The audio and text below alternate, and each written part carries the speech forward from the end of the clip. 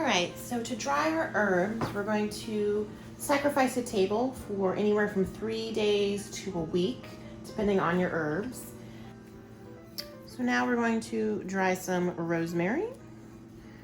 And same thing, you're just going to arrange them so that they're not touching.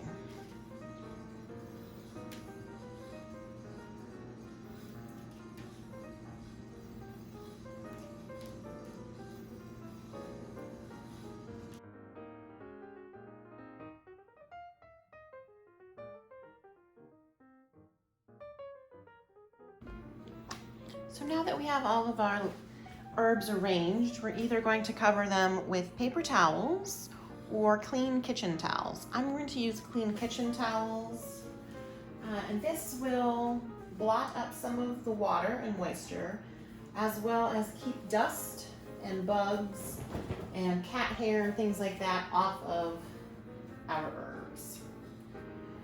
And if this is your prized towel, don't use it because it can get stained.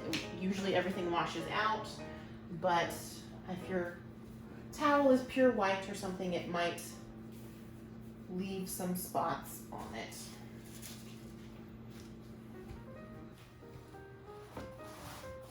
And then since I'm out of towels, we'll finish up with paper towels.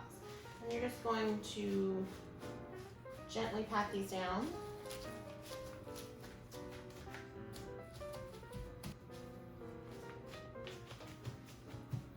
And leave that overnight, up to 3 days to a week, depending on the weather and the types of herbs you're drying.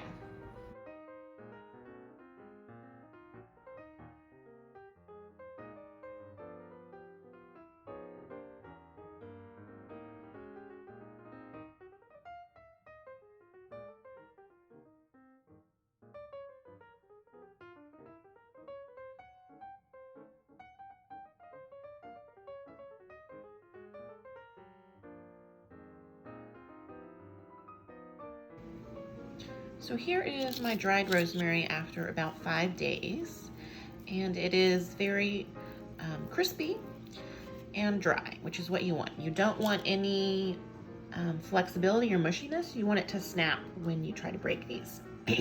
So that way when you put it into a jar, it won't mold or anything because it's totally dry.